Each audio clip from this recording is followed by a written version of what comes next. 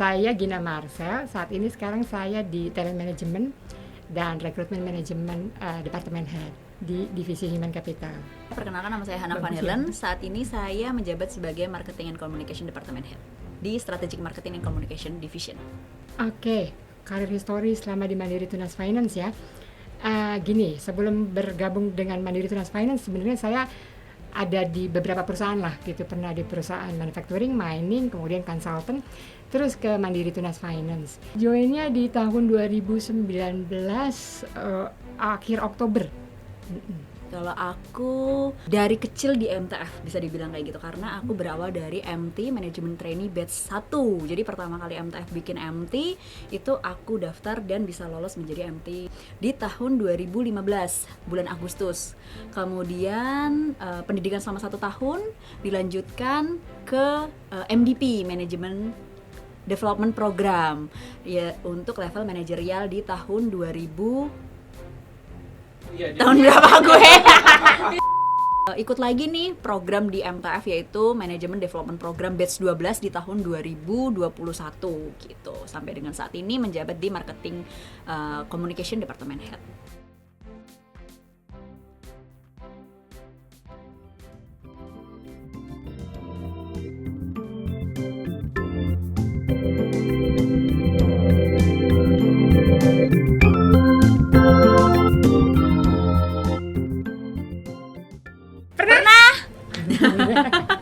Oke, kalau misalnya tantangan yang terbesar untuk leader wanita. Nah ini kesulitan sebagai leader Ini wanita. sebagai leader wanita ya. Kebanyakan ngomong. MDP gitu. Pertama tantangannya adalah aku harus memimpin tim yang dulunya itu selevel sama aku. Jadi dulu tuh temenku gitu. Terus sekarang aku harus menjadi leadernya mereka. Kesulitan selanjutnya itu gender. Event itu kan kita nggak bisa istilahnya office hour gitu kan, nggak bisa ya. Kita itu harus misalnya dari pagi udah prepare, kemudian acara selesai kita masih harus beres-beres, kita masih harus ada evaluasi segala macam. Ya itu sih akan ada kesulitan. Nah, di situ kita juga harus bisa menempatkan diri sebagaimana supaya kita juga tetap bisa profesional. Kalau jadi leader wanita, ibunya tuh pasti ada gitu ya. Jadinya kadang-kadang itu mengelola tim itu merasa timnya ini anak-anaknya saya sendiri gitu. Nah, kita sebagai leader itu bisa mengayomi tim kita gitu atau teman-teman kita gitu. Kalau misalnya datang dengan saya kok susah nih gini, atau Bu saya kesulitan atau apa ya, kita bisa menempatkan diri sebagai ibu, tapi ibu yang gimana? Ibu yang ngayomin, ibu yang ngajarin gitu. Kan instingnya tuh gitu biasanya. Anaknya dijubit sama siapa pasti kan cucu gitu iya, ya. Lalu wah ada samperin kayak gitu, samperin. Enggak dong. Kalau abis marah gitu atau abis negur, nanti kalau orangnya sudah ngerti gitu atau gimana, maaf ya tadi mungkin agak sedikit keras yang kayak gitu-gitu sih. Generasi pun berbeda gitu. Betul. Sehingga treatmentnya juga berbeda gitu. Kebetulan saya juga generasi ini ya. Generasi saya sama kan? Ya, kita Z juga gitu ya. Jadi kita cukup ngerti gitu bahwa gimana kita dapat buy-in-nya mereka sehingga mereka bisa jalan dan bisa menemukan kelebihannya gitu biar dia bisa maksimalin kan gitu. Nah, kalau anak timnya laki-laki itu nggak sensitif. Yes. Tapi begitu perempuan dan sensitif juga. Nah, challenge-nya di situ. Itu challenge-nya. Kadang-kala kan tadi begini nih, ini maksudnya ini loh gitu. Maaf kalau kekerasan tadi gitu misalnya. Ya gitu sih challenge-nya ya. Betul, ya, betul, ya? betul.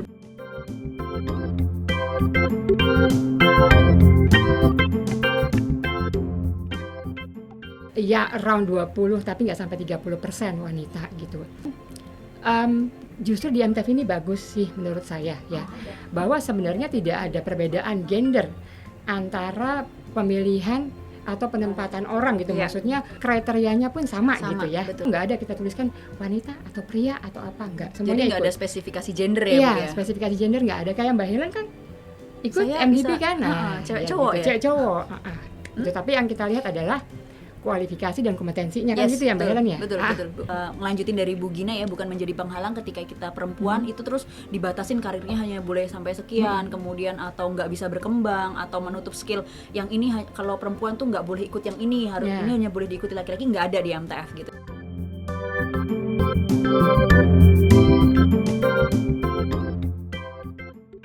Pernah.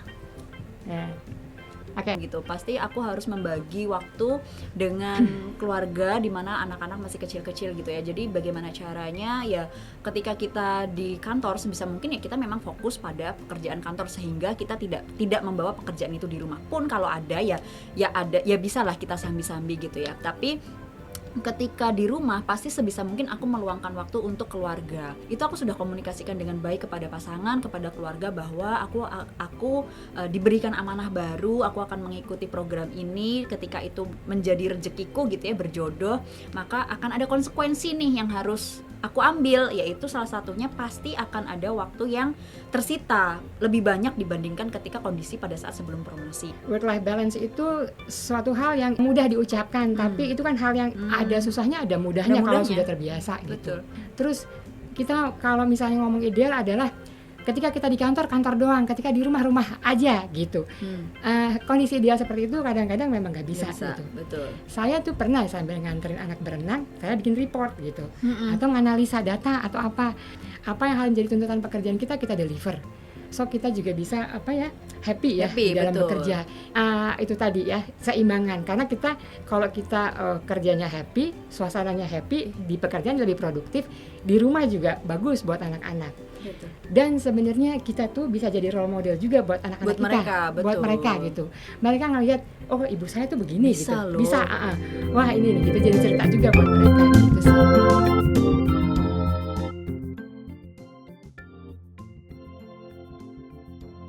Pernah idola kita gitu ya. Ada banyak sebenarnya.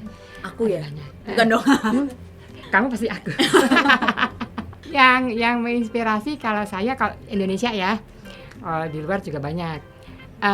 Dua sosok nih wanita nih menurut saya oke. Satu Sri Mulyani, satu Najwa Shihab.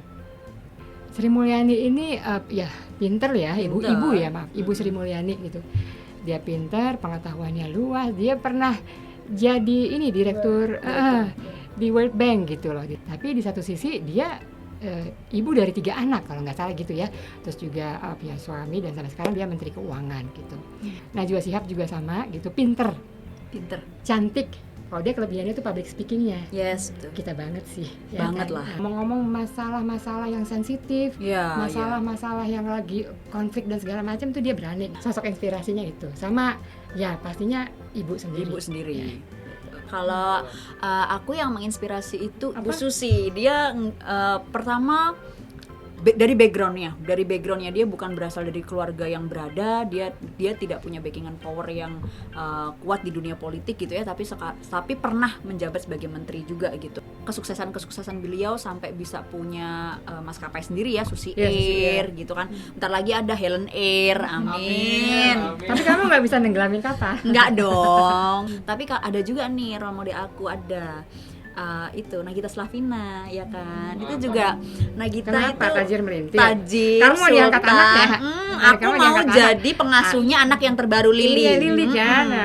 Gitu. Jadi nanti ada Susrini, ada siapa lagi dia? Mbak Lala, ada Mbak Helen. Gitu. Jadi Nagita juga bisa kita lihat kok dia working hard gitu.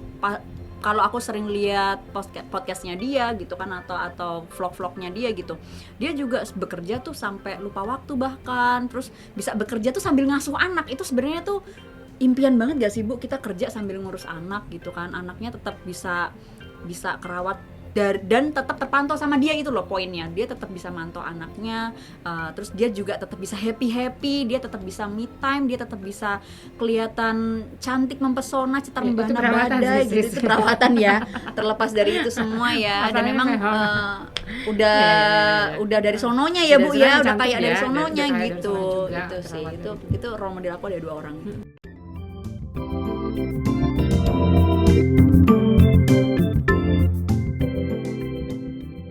Contohnya kan stereotip tentang wanita ini lebih ke misalnya wanita ini nggak cocok jadi leader.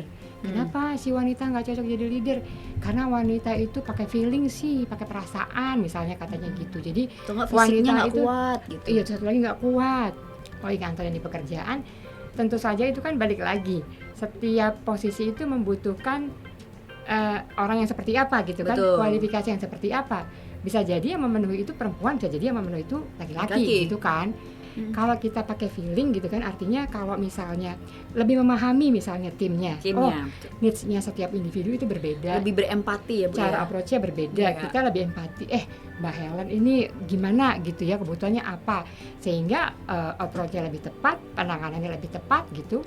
Stereotip seperti itu sebenarnya otomatis, jadi tanpa kita berupaya mematahkan, dengan sendirinya memang situasi pekerjaan sih itu tidak membedakan laki-laki dan perempuan begini, laki-laki begitu gitu ya. Terus balik lagi kalau Nah. yang tadi kekuatan selain mental ya Bu, secara fisik pun sekarang kita bisa lihat loh, ojek online itu kan juga udah banyak nih yang perempuan sekarang. Bahkan saya pernah Iya. dapat supir taksi itu perempuan dan usianya tuh udah nggak muda lagi. Sampai suatu saat ibunya bilang gini, Mbak, boleh nggak Mbak saya berhenti dulu? Kemana Bu? Ke pom bensin, saya tuh pakai popok, jadi saya tuh harus ganti. Jadi dia itu sudah secara fisik tuh bahkan sudah seharusnya beliau itu istirahat gitu loh, tapi tetap masih bisa loh dia bekerja gitu. Kok ibu masih kerja sih? Aku bahkan sempat nanya kayak gitu, aku harus bayar kontrakan Mbak, terus aku harus biayain anak aku ini, terus oh gitu, terus ibu gimana nih sehari-hari? Iya aku pakai popok terus karena aku udah nggak bisa lagi nih nahan buang air kecil. Kalau Toilet misalnya gitu. apalagi kalau misalnya dapat pelanggan yang harus nganternya jauh, itu aku udah nggak ketahan lagi tuh kalau harus mencari toilet. Oh, perjuangan itu nggak kenal umur, nggak kenal gender, nggak kenal, bahkan dia bisa berjuang bukan cuma buat diri dia sendiri loh. Dia memikirkan ada anak yang bahkan bukan darah dagingnya dia, itu yang harus dia berikan yang terbaik gitu. Itu luar biasa sih perempuan menurutku. Betul. Terus saya juga ini, selain tadi stereotip mengenai pria wanita, itu juga ada kayak stereotip tertentu yang misalnya gini loh, maksudnya kata kamu tidak membedakan gender, tidak membedakan usia gitu ya. Ada yang bilang bahwa dia udah tidak di usia produktif lagi gitu atau apa. Itu sebenarnya produktivitas tuh balik ke orangnya lagi gitu. Saya tadi kan Ibu Sri Mulyani, dia usianya berapa tuh? 60-an gitu, tapi masih produktif gitu. Apalagi kita yang masih muda ini kan. Kita yang masih muda. Nah, gitu.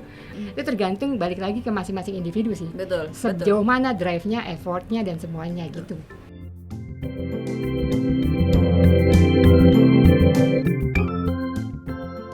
Pertanyaannya. Kayak mana? Kamu apa? Kamu lebih senang kerjaan rumah apa kerjaan kantor? Aku. Kamu senang kerjaan rumah apa kerjaan kantor? Tahu nggak kerja rumah itu apa aja? Tahu. Apa? Memasak, mencuci, menyapu, mengepel, mengasuh anak. Kalau ditanya tadi apa pertanyaannya? Aku lebih suka libur keduanya. Leye karena me time aku tuh benar-benar bukan yang ke mall. Karena sebenarnya me time aku itu dengan tidak melakukan apapun, goler-goler di kamar nonton Doraemon. Drakor kali. Enggak Bu, aku Doraemon.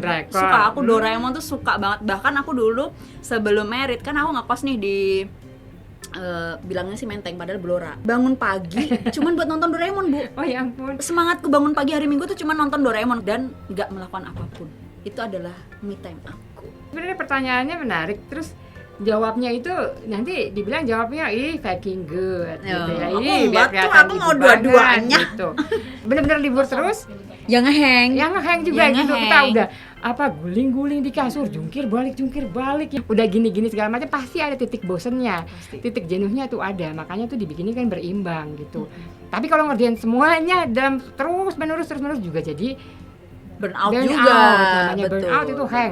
Kalau boleh memilih ya libur dari dua-duanya tuh sangat lucu banget, tapi memang semua orang harus punya me time gitu. Me time-nya bentuknya macam-macam, tapi libur dua-duanya enak, tapi ada saatnya jenuh.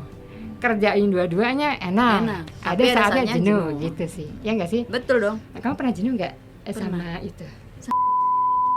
Pesan-pesan kepada seluruh karyawati ya, dan buat diri sendiri juga ya Helen, buat kita berdua juga gitu, bahwa ini kan kita bicara dalam konteks Hari Kartini ya. Pada zamannya Ibu Kartini dulu kan, dia itu benar-benar mungkin dia terus-menerus merealisasikan keinginannya bahwa wanita itu juga harus berpendidikan gitu. Betul. Ya, bukan cuma di rumah. Nah, kalau kita ini kan sebenarnya udah bukan di situ lagi tahapannya. Kalau sekarang wanita itu Mau kuliah apa, silahkan. Bisa. Mau belajar apa, silahkan. Artinya punya kesempatan yang sama dalam bidang pendidikan, pekerjaan, dan lain-lain gitu. Nah, kita kadang-kadang dihadapkan dengan masalah-masalah yang nggak terlalu ini sebenarnya, tapi kita berhenti gitu kan. Dan belajar itu bisa dimanapun dan pada siapapun Pada siapapun. sebenarnya.